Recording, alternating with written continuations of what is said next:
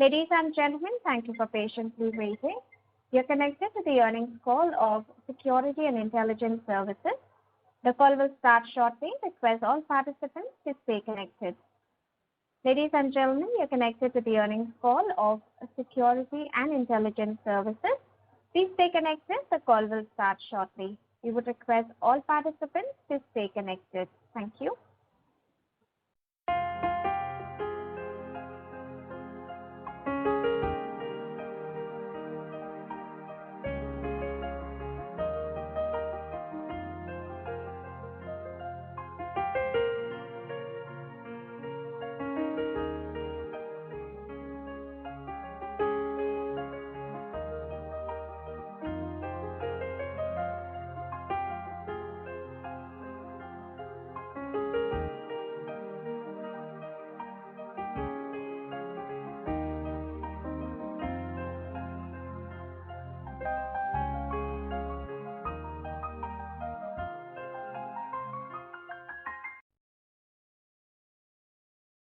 Ladies and gentlemen, good day and welcome to Q2 FY22 earnings conference call of Security and Intelligence Services.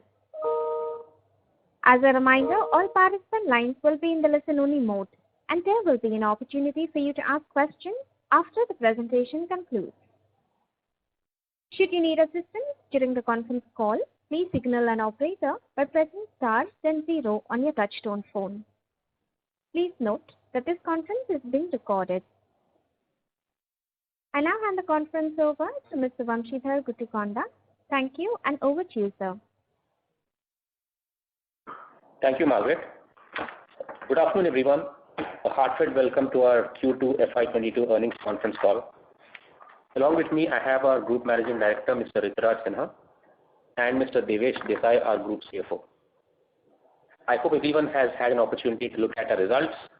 The presentation and earnings notes were uploaded to the stock exchange and the website last evening. We are extremely happy to report one of the strongest ever quarters for growth in SIS, with the revenues touching a historic high of 2,431 crores and close to a 10,000 crore annualized run rate. After the second wave impact in Q1, the pullback in Q2 has been very impressive and much ahead of our expectations. The India security vertical has had the highest ever quarterly revenues, and especially on the technology side, we have had some sizable and blue chip clientele wins, which have given our Vision 2025 plans a great boost and also showcased the evolution of the industry. Our focus on segments like manufacturing, warehousing, pharmaceuticals is paying off with a lot of wins and new inquiries, especially from these segments. The facility management segment, after the steep decline in the last 1 year of 10-15%, especially because many of the end user segments like the IT/ITES segment and the hospitality segment were closed for last part of the year, we've been very surprised by how fast the pullback has been. In Q2, we've reached a segmental revenue of 336 crore, which is very close to our highest ever quarterly revenue of 342 crores. We are just like 1 or 2% short, and that was in the Q4 of FY20.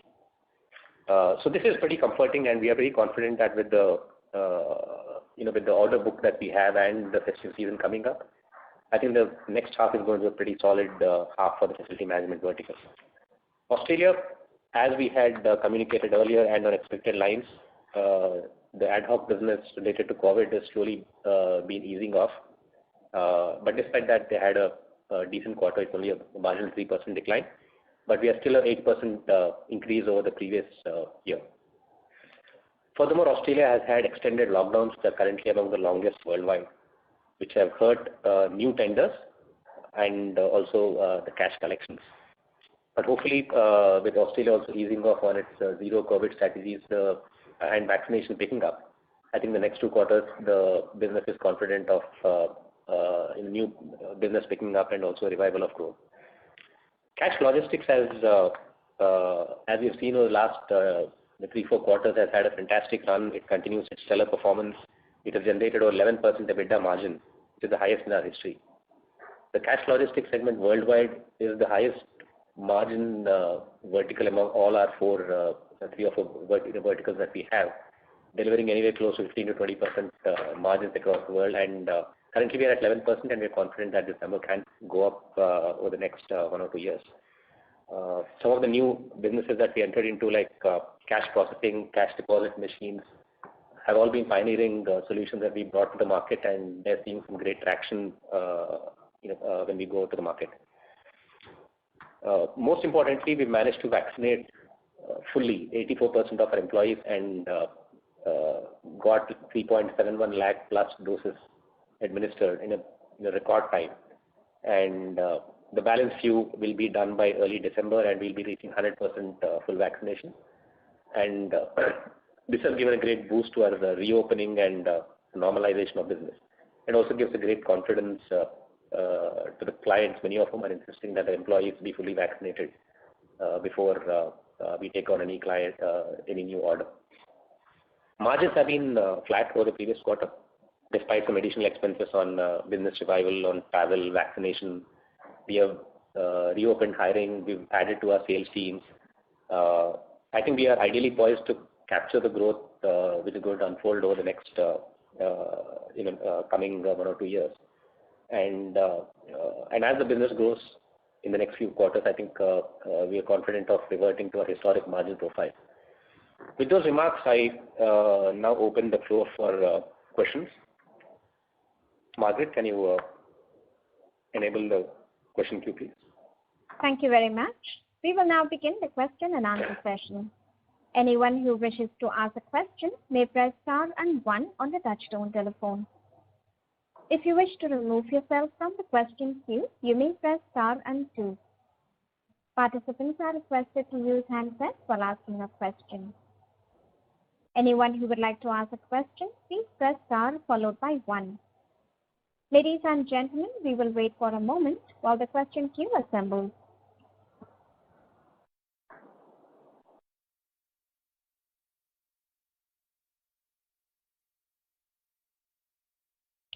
The first question is from the line of Rahul Chopra from HSBC. Please go ahead. Hello, thank you so much. I have 3 questions, if I may. The first question is, can you guys hear me? Yeah, go ahead, Rahul. I can hear you. Hello. Perfect. Yeah, I have 3 questions, if I may. So first question is, could you give a sense of impact of operational gearing if you strip off your contract mobilization cost and training fees which you have incurred in Q2? Just want to understand, basically, if you strip off those exceptional, would it still be at 5% margin, or you just want to get a sense of that? Second question is around the growth in employees. I mean, you said that you alluded that the margin was lower because increase in number of employees, training cost. But I can see you have grown 12% year-on-year on revenues. In securities, the employee growth is still 6%, still lagging revenue growth. So just want to understand, it's not your employees have grown by miles compared to revenue. So just want to understand the step up in training cost, what is so different this quarter. And the final question is in terms of Australia, maybe a sense of what's happening in terms of underlying labor markets, in terms of labor scarcity, which we are seeing globally, and underlying wage inflation, and how difficult it is to acquire new labor talent there in Australia. Thank you. Yeah. So Rahul, I think your voice was a bit muffled. So let me try to understand if I've got the questions right before I have Rituraj and Devesh answer the questions. So your first question was on the India operational costs, right, which have been incurred on the new trainings and one-time expenses, right? Yes, broadly. Yeah. So, Rituraj, Devesh, you want to take the question? Yeah. So, thanks, Rahul. Thanks for those questions. This is Rituraj. So, let me begin by saying that, it's been a tremendous quarter for the Indian business in terms of revenue growth. The security business grew 7%, 7.5% versus previous quarter, and the FM business came in at almost greater than 10% versus last quarter. So it was phenomenal. The gross margin of these new contracts, this revenue growth has come in from new contracts as well as, service volume uptake in existing contracts. I can confirm that the gross margin line on new contracts is is in line with what we've been doing in the past. So we're not sort of doing any discounting as such as far as that is concerned. Employee growth has brought in some additional costs on training and other aspects because we've had some exceptional headcount growth. There's also been vaccination-related expenses and various other such one-offs that have happened in the quarter. So yes, they have resulted in the India security business reporting, a lower EBITDA margin this quarter. But look, I think I've stated this in the past, Rahul, that as long as growth is coming at same gross margin line, sooner than later, in a few quarters, the one-offs will taper out and we will be back to our pre-COVID 6% ballpark EBITDA margin line. Now coming to the international, the Australia piece you specifically asked about, Vamsi already captured that, Australia has seen an exceptional Q2 with, almost a 10-week or longer lockdown in Sydney and other major centers. But despite that, I think the important thing that I want to highlight in the Australia case is that even as the Australia growth this quarter looks very flat, I think the right way to look at it, right way to look at the international growth story is to compare with the pre-COVID year, 2019-20. You need to look at the pre-COVID year, and when you look at the pre-COVID year first half versus FY22 first half, you will see that our international business is almost 10% or bigger. The reason why it's looking flat is because FY21 international business did a lot of quarantine work, a lot of temporary contracts, because of which they registered a 20% year-on-year growth, which is rather exceptional and definitely not a continuing phenomena. It was the highest growth we have witnessed in international markets over 12 years when we've been in international markets. So 20% growth is not going to happen each year, Rahul. And FY22, if you compare that to FY20 for international markets, you will see that the business is trading well despite the lockdowns and the lower tender-related activity. But otherwise, I believe, in summary, that Q2 signals very strong growth across all the four verticals of SIS, and we are very hopeful that this will continue to roll into Q3 as well. So he had one, thanks, Rahul had one. Actually, my question in Australia was more about the employees. The question was on labor. Labor shortage, I think we have labor shortage in Australia, you're right, Rahul. Labor shortage is a pressure in Australia, but then I think post-lockdown it can ease out. It's not significant, it's like 2-3% short staffing at this point in time. So I think it can be made up rather quickly. You will also note that SIS across India and Australia invest very heavily in supply chain. We run training centers, 20 of them in India, training academies, and we also run regional training establishments in all states of Australia. We just started, during COVID period, we started, another training facility for specialized staff for mining sector. So, we have great confidence in our ability to recruit and supply, and that shouldn't be a deal breaker for international. Understood, thanks. Just if I follow up my first question, if I may again, just to pick up on that. Obviously you said that training fees and contract mobilization costs were probably the reason for margin drag. From my understanding, you still charge your employees, I think, 5,000 when they do on board. So I would assume that most of the training cost is probably covered. Correct me if I'm wrong. And on the contract mobilization, maybe you want to share some numbers again, just a sense of how that will taper off going forward. Well, I won't have specific numbers on contract by contract mobilization costs, so I will have to ask Vamsi to come back to you on that.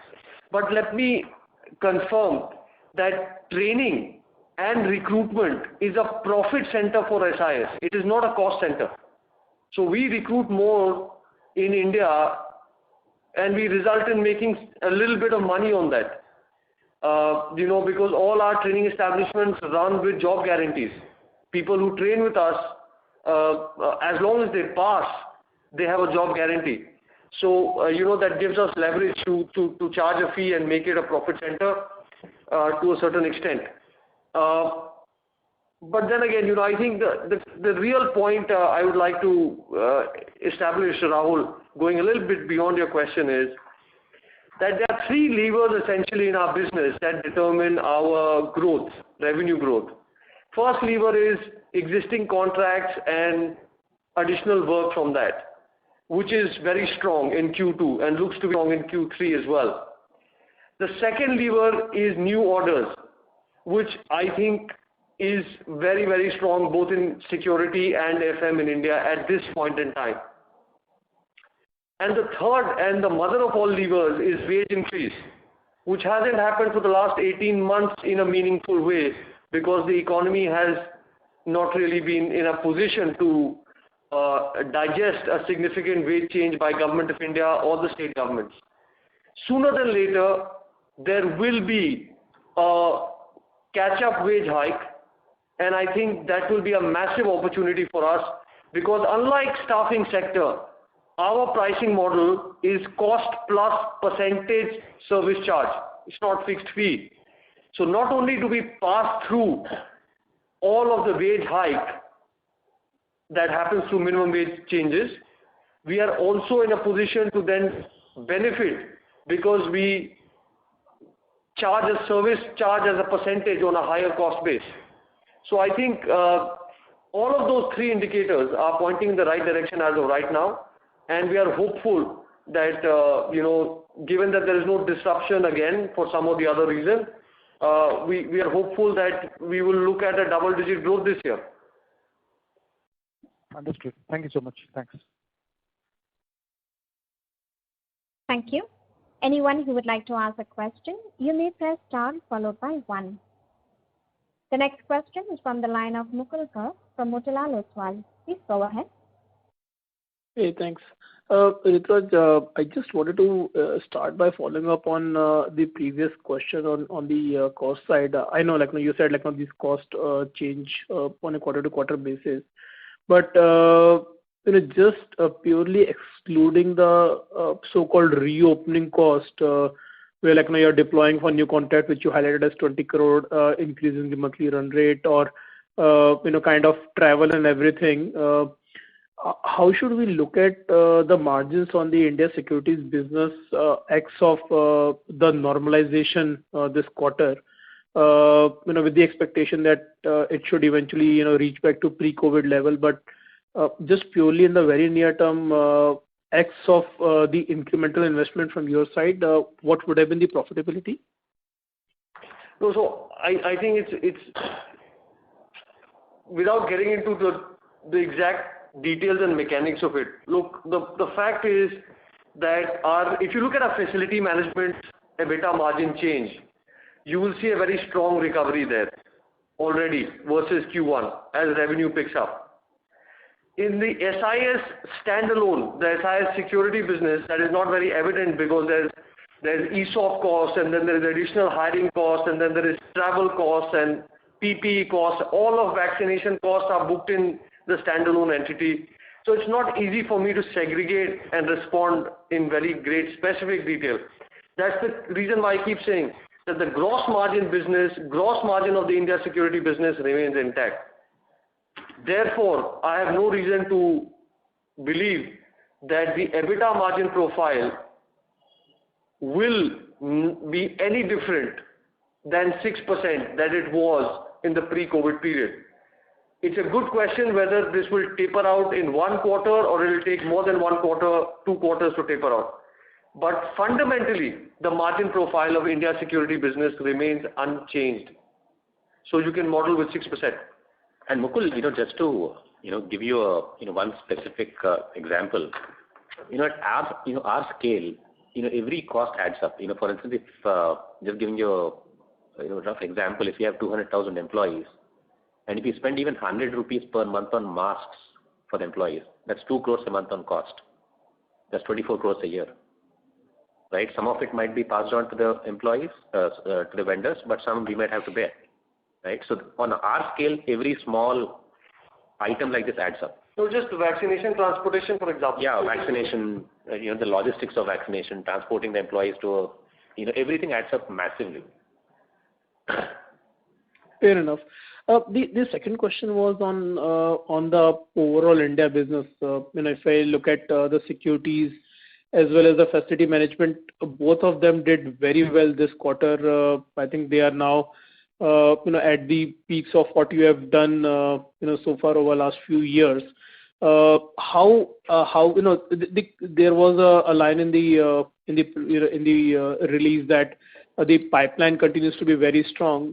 How are you seeing the outlook of that, and was there some tailwind from seasonality this quarter, or do you expect that to continue to do well in Q3 and beyond as well? Just to, before Ritra answers this question, the FM business, even in Q2, a couple of our biggest segments like the IT/ITES segment, the retail and hospitality segments were still operating, or railways were still operating with very lean, volumes. Right? Most IT companies are still working from home.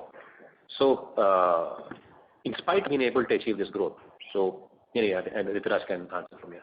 No, I think Vamsi's made a very valid point. I think, look, like I said, there are 3 levers.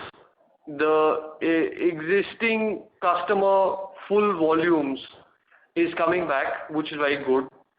The new order flow is very good. I think, we've also shared with you the fact that security business booked more than 5 crores of revenue in a single month, new order wise. So I think both of those parameters are going very well, both for security and for FM. And there is no seasonality for us. I mean, it's not as if, there is any bumper sale or anything like that in our business for Q3 as such in the festive season. But what then happens is that because there's more economic activity, generally the volumes see an uptick. More people going to malls need more security, more people going to movie theaters needs more staffing, and so on and so forth. So I guess while there is no seasonality, looking at the order book that we had in hand at the end of September, we feel quite confident about Q3. Sure, and just a clarification on your comment, of getting a new business. Should we see that from a wallet share gain perspective, or are people kind of giving out more business to you guys? No, I think to some extent this is market share consolidation, because what has happened in the COVID period is that several competitors of ours have not been able to cope with the business contingency planning aspect of managing a crisis of the scale that we experienced. So we have seen several customers opting to go with larger, financially more stable and operationally more capable entities like SIS. So business has moved from smaller entities to larger entities, including SIS. The other thing that we're seeing is that as labor reforms are on the anvil, a lot of customers have started to factor the fact that they cannot get away with cutting corners and working with vendors who are basically not fully compliant. Customers do understand that the big change in the labor reforms is that the onus of compliance to labor laws shifts to the user of the service, not just a contractor. And I think that will be, is driving some of that change as well. So I think, it's generally good trends here. Fair enough. Thanks for taking my question, and best of luck for the rest of the year. Thank you. Thank you, Mukul. Thank you. Ladies and gentlemen, you may press star and 1 to ask a question. The next question is from the line of Shyam Sundar Shriram from Sundaram Mutual Fund. Please go ahead. Yeah. Hi, Rituraj. Good afternoon. Thanks for taking the question. Very good revenue pickup on the India side and on the facility management business per se. So my question is twofold. One is, firstly, on the revenue side, in FMS, you did allude that, even in second quarter, the activity levels in the IT, railways, hospitals has not really come back. Nevertheless, we have still reached very close to the pre-COVID levels of revenue per se. So if you can just help us understand what are some newer areas where we are getting the contracts. So you did talk about, market consolidating and we are regaining. That is very commendable. Are there any newer areas from which we are gaining new contacts? That is one point. And therefore, can this business start growing, say, 15 to 20% on a steady state basis for the next few quarters per se? That is one part of the question. Second question is that this business, facility business, used to be a 7% kind of EBITDA margin. Are there any mix changes towards slightly lower margin businesses that has impacted the margins in the facility business per se? Because revenue-wise, we are very close to pre-COVID, but the margins are quite far away from what we used to do earlier. If you can also talk about that. So it's a great question. I think, let me again start with the second one first. The facility management gross margin profile remains unchanged. So that's the reason why you see a massive catch-up in the EBITDA margin from Q1 to Q2 as the revenue picked up. Right, so the gross margins are intact. You will see 6.5% EBITDA margin in FM hopefully soon enough. But the second question that you asked is actually very interesting. What happened in the COVID period for FM is that the FM business got a massive hit. The biggest hit segment was FM, and that was primarily because they were greatly dependent on IT, very dependent on transportation sector, including railways and metros, airports, very dependent on, hospitality, including hotels and malls. And they took a brunt of the beating because of this reason, right? But what that also did is that it forced us to look at other avenues a little bit harder, than we did in the pre-COVID period. And that has brought us into manufacturing in a big way. Manufacturing is being the backbone of a large share of orders that we're getting this in Q2 period for the FM segment. And, we are doing production support services, we are doing facility management, hygiene, other infection control measures, and, good amount of uptake even of one SIS, the bundled solutions, where we are doing more than FM. We are doing pest control with FM, we are doing some other services with FM. So I think, in short summary, FM did get hit because of COVID, but I am a strong believer that on the long term, FM will be the biggest gainer out of this health crisis called pandemic, because the general awareness and willingness to spend on hygiene, on safety, on sanitation is at an all-time high. The per square foot expenditure that a business is willing to make on these services today is greater than what it was pre-COVID. So FM will continue to do well. It has tapped into new customer segments, and its original customer segments of IT and transportation and hospitality are bouncing back. So I think all put together, it's a good story there. Thanks, Rituraj. That was helpful. So this manufacturing contracts, just trying to understand vis-a-vis the other IT contracts per se, are these structurally slightly lower margin? Because typically manufacturing businesses operate on very much lower margins than their own businesses. So therefore, when they try to outsource some of their non-core activities, is it fair to assume that these contracts will be at a slightly lower gross margin on a more structural basis? No, actually, production support is a higher margin business, my friend, because like I've said this before, I think you really need to de-link staffing from our service, right? So we are not in the business of provision of headcount. When we say production support, we're actually delivering either a packaged material for a manufacturing site or a combination of services. That's what production support services are. It's not just providing 5 people who stand in queue and do something. So therefore, I think the gross margin profile is certainly not dragging it down. It will only add. Similarly for healthcare, I think, the services we started rendering from healthcare is going beyond standard cleaning now. They are talking about more and more infection control, higher frequency of cleaning. Facility management in IT and transportation has seen a complete transformation. People want their washrooms and meeting rooms and other common facilities cleaned at a much higher frequency. They want to use the best chemicals in business. They want to see proof of infection control through, swab testing and other things, which never happened before.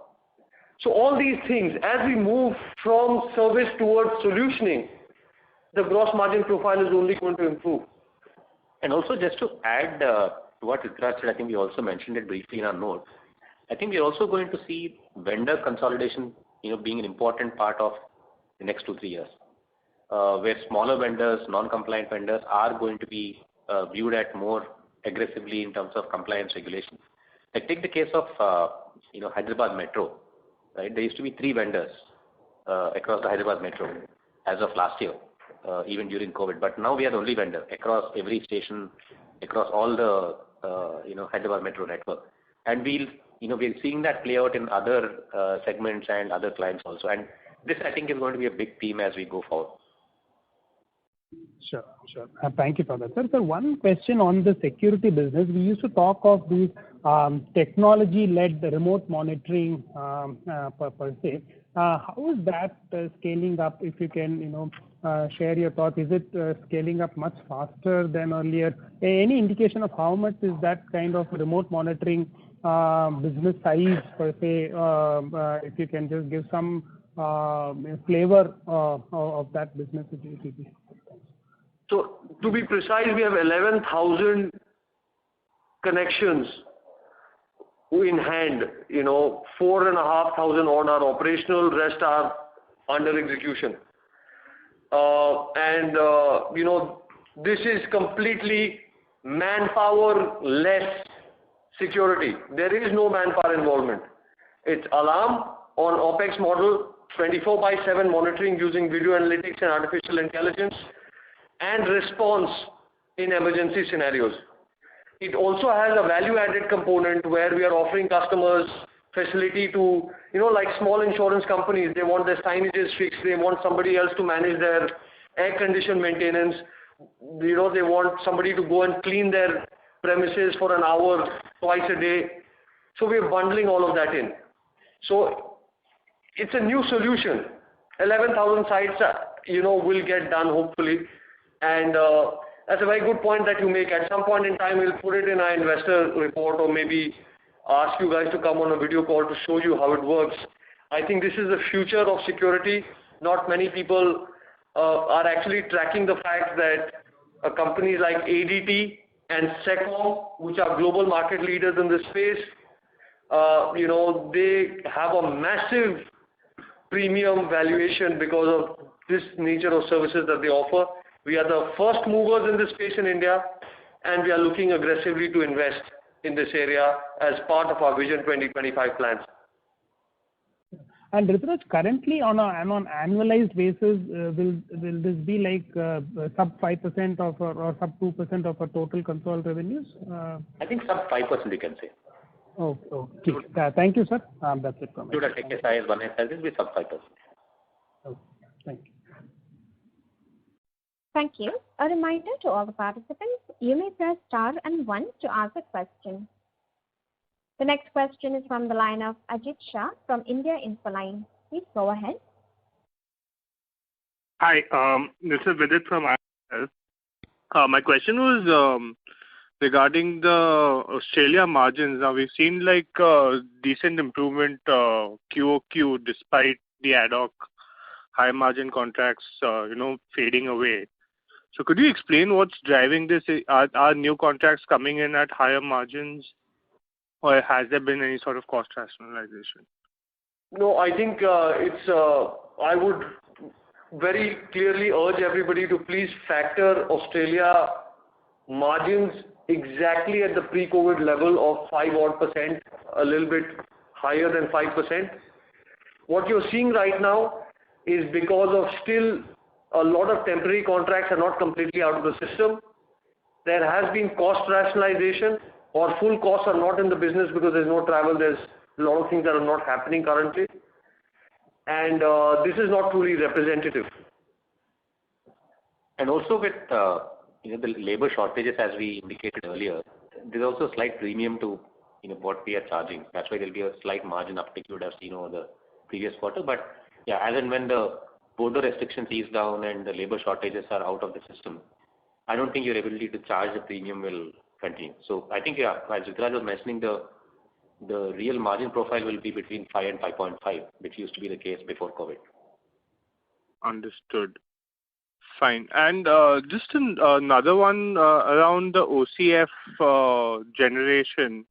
Now that we've started seeing, high growth across India, and what do we expect, like a reasonable amount of OCF to EBITDA to be? Because if I actually back calculate, OCF for this quarter was kind of negative, right? Negative around 13 to 15 crores. I will ask Devesh to answer that about the Australia OCF situation, but let me first give you an overview. Again, reinforcing something that I've said continuously over the past year. SIS has reported exceptional operating cash singularly because our growth was significantly slower. Our business requires working capital. We are not staffing. We cannot collect and then pay. We are dealing with essential services workers. We pay regardless, and therefore there is working capital involvement. The good side about working capital involvement is that you are also charging a much higher margin per head than any staffing company does. That's the reason why we are a 6% EBITDA margin business as against a 2% EBITDA margin globally that staffing companies do. And the all important aspect that we need to look at is return on capital. Whether, what COVID has proved for me, and this is a little bit of exchanging my personal note more than answering your question. I've been in this industry 20 years, and I have no doubt in my mind ever that, this business has potential to deliver a 20% plus ROCE. But honestly, I had never seen anything like COVID in my career, and I did not know what a slower growth or no growth situation will do to the ROCE line. What COVID has taught me is that this business has the potential to deliver a 20% plus ROCE with 20% growth and also with less than 5% growth because the working capital requirement adjusts. So I think that for me is a very powerful learning from this, and hopefully it will also give you some clarity. But coming to the question, I'll request Devesh to answer about the Australian OCF. Thank you, Rituraj. Now, what's happened in the total OCF scenario, that India and the India Security and FM was on positive, but Australia was negative because of two reasons. Number one is, if you remember last quarter, we had advised that the DSO was a historic low in Australia. It was an unusual situation. It was not the normal situation. It was unusually low. So that is one effect of that is felt in this quarter. The second is that in our Southern Cross Protection business, we won several large new contracts. While they were getting deployed, of course, in the initial periods of such large contracts, the DSO does go up because you need to do the transition and you need to do the invoicing and get the whole process right before you start collecting it. So these are two reasons why the international DSO went up. But on a year-to-date basis, our OCF is still above 40%. Consolidated OCF to EBITDA is still 40%, in spite of the growth coming back to India Security, IFM, and the international business, and in spite of this DSO aberration. We're still on a consolidated year-to-date 40% plus on OCF. Going forward, we may see Australia OCFs going further down as these contracts start getting executed. And no, the OCF will only improve because this was DSOs. Yeah, the OCF will improve there. All right, got it. The last question from me was regarding the FM business. Now the business is largely back to pre-COVID levels, but can you give an understanding of what the position of the IT, ITES and the railways bit is? I mean, how much are they at currently compared to pre-COVID levels? So I'm just trying to figure how much growth or backlog is there. They are clearly 25% lower than pre-COVID levels. Even as of now, we track that very closely. But I think one has to see whether all of it will come back. We're not sure if 100% will come back or will become 105% or will remain 90% to pre-COVID. So it's not so straight to compute that there's 25% back to normal headroom. So please be mindful of that. But for the number you asked, we are at least 25% down both on railways and on IT from our pre-COVID normals. Just one last input I'll give you on this OCF question that you asked. Our guidance since the time we listed 18 quarters back has been 20% year-on-year revenue growth, 20% return on capital, and 50% OCF to EBITDA. These are the numbers we work with. This is what we stated from the beginning, right from our roadshows. And going forward as well, as things normalize post-COVID, this is what we want to be, shooting for. So please do not factor higher OCF to EBITDA conversion. We want growth to come back. That's our primary focus. Our agenda is market share. Got it. That's very helpful. All right, that's it from me. Thank you so much and good luck.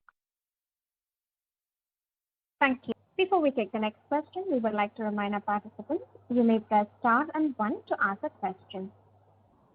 The next question is on the line of Mehul Mehta from Arati Service Securities. Please go ahead. Good afternoon, gentlemen. Thanks for the opportunity. Am I audible?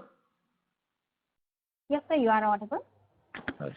My first question is, what would be monthly exit rate in terms of India security and FM business revenue? Is it evenly spread out or how is it? So let me give you that number.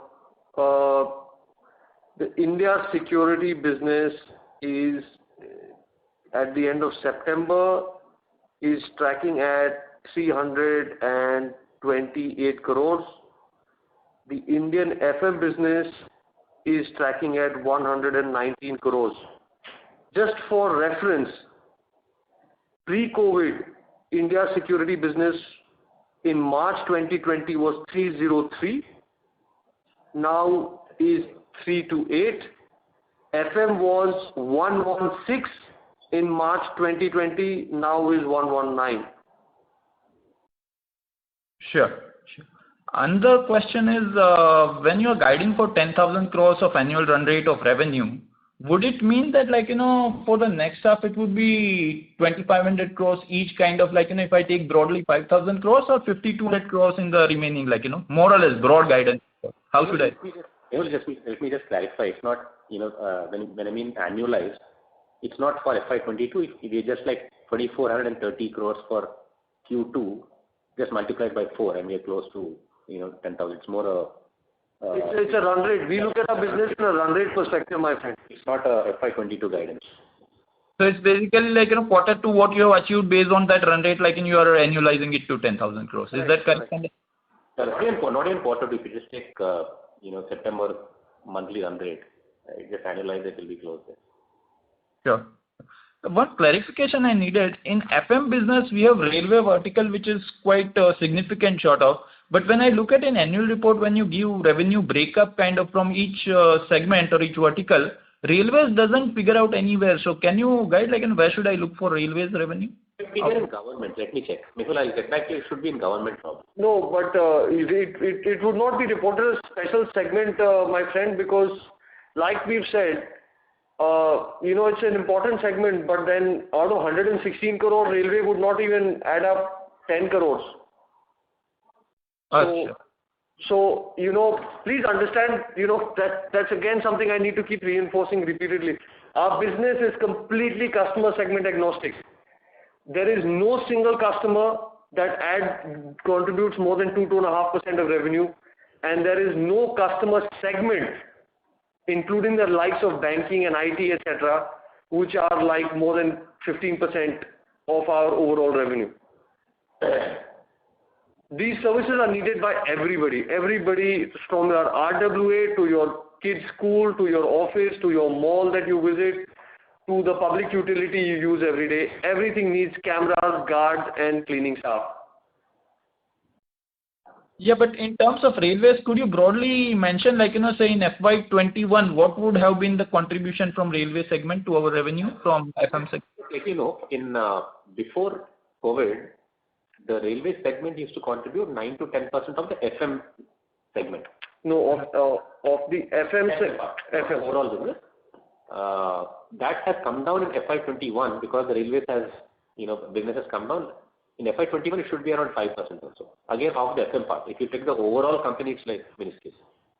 Okay. So on normalized basis, FY20, if we take it was around 10% kind of. Yeah, of the FM business, not combined or something. Of the FM business. Yeah. Thank you so much. Yeah. Thank you. Thank you. Ladies and gentlemen, you may press star and 1 to ask a question.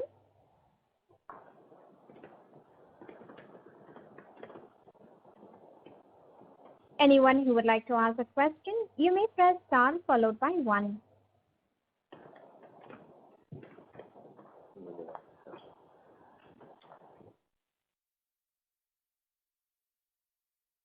A reminder to all the participants, you may press star followed by 1 to ask a question. The next question is from the line of Bhavik Dave from Nippon India Mutual Fund. Please go ahead. Yeah, hi. Thank you for the opportunity. Just one question. I don't know if you've answered this, but our focus was on cross-selling or deepening our relationship with existing clientele across business services that we provide. Just wanted to understand from a qualitative or a quantitative perspective, if we have 100 clients today, how many of them would have more than like couple of services that they use from us? So any color on that, and how does that shape up going ahead? So wanted to understand that bit. Thanks. So I think that's a great question. The answer is that 90% of our customers are single using customers, which means that the horizon for one SIS as a platform is humongous, and that's why it's one of the key ideas for Vision 2025. Right, but in the sense that how do we what would be the benchmark that we've set for ourselves, like in FY22 by the end, what that number should be every year? How are we tracking that? If at all, if we can give some direction, that will be very, very helpful for us to understand how incrementally, without adding any cost with existing clients, we're able to add more revenue, which will directly flow into margin. So that would be interesting. We have a budget for one SIS. We have a 4-year financial model for one SIS, but we haven't really computed that in terms of what percentage of all customers will use, because SIS portfolio keeps changing. If we acquire an asset 2 years down the line, then that's a new set of customers, etc. So we haven't done it basis number of customers that will use multiple services. we've simply built out an aggressive revenue scale up and growth model for One SIS. So maybe in one of the coming quarters we will put out a page on One SIS and its roadmap, strategy, and things like that. Understood. And lastly, sorry, I think you've spoken about this briefly on the remote monitoring services that we are the future on securities management. Sorry, I missed the comments, but where have we reached in that? Like, what part of our Securities India revenue would be from these remote monitoring services? And I understand that's a relatively higher EBITDA margin business, right? So as of right now, we protect on our alarm monitoring business contributes not even 1% of the 328 crores that the India security business on a combined basis reported. So it's extremely, extremely small, but it is growing very rapidly, and it has potential to generate more than 20% EBITDA, which I think has the power to change the overall picture significantly. And that's why I said that we are looking to invest in that area very aggressively. We believe that it is a wonderful solution where security can be delivered with little to no manpower involvement, and therefore it's hugely more profitable. Any specific industries which have already started using this, except maybe banking and financial services, where ATM or a bank branch would be using this, but any other industries that have started to take on these services, and which are the 2-3 industries that would be our area of focus for us to scale up? Because we have a lot of services where, like an oil and gas or a gas distribution companies, where we have very strong foothold. So will these services be are they warming up to this idea? Are you seeing that happening? So as of right now, our focus is predominantly on banking, BFSI, and when I say banking, it's everything from banking to insurance company offices to gold loan branches and things like that. So, honestly speaking, our agenda is to try and get to 100,000 connections. And banking alone can deliver that. India has got 200,000 plus ATMs and a lakh over branches and gold loan branches and insurance, etc., all put together. I think there are 4 to 5 lakh touch points just in the BFSI segment. We have like 11,000 of that. So I don't think we need to open up 6 segments to get to our goalpost. But you're right, beyond banking, we have seen uptick a little bit in e-commerce, a little bit in e-commerce logistics a little bit, and then we've seen uptick a little bit also on the residential side, but too small. And to be honest, our focus is very clear. We want to basically pluck the lowest hanging fruit, rather than going all over the place. That's helpful. Thank you so much, sir. Thank you. Thank you. Anyone who would like to ask a question, you may press star and 1.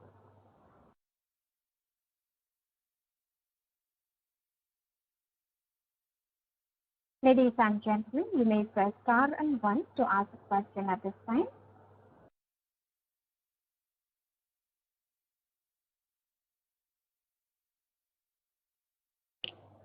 As there are no further questions from the participants, I now hand the conference over to Mr. Vamshidhar Guttikonda for closing comments.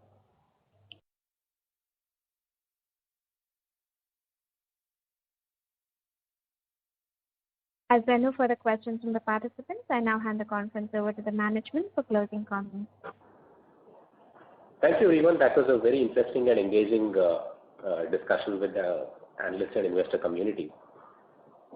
India is poised at the cusp of a very huge capex revival, as has been pointed out by various economic research firms. We believe that the economy is poised at an inflection point that has been much awaited for the past few years. And SIS is best placed to capture the additional demand for security, facility management, and cash services that this will entail. The addressable market is going to increase. The pace of formalization is only going to accelerate with the rollout of labor reforms.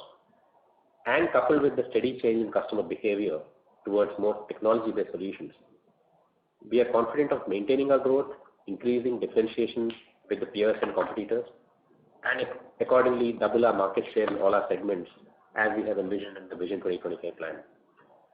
With this, I would like to conclude and would like to thank everyone for joining the call. I hope we've been able to answer most of your questions adequately. If anyone has any follow-on questions, feel free to reach out. Thank you and have a good day. Happy Diwali, everyone. Happy Diwali. Thank you. On behalf of Security and Intelligence Services Limited, that concludes this conference. Thank you for joining us, and you may now disconnect your line.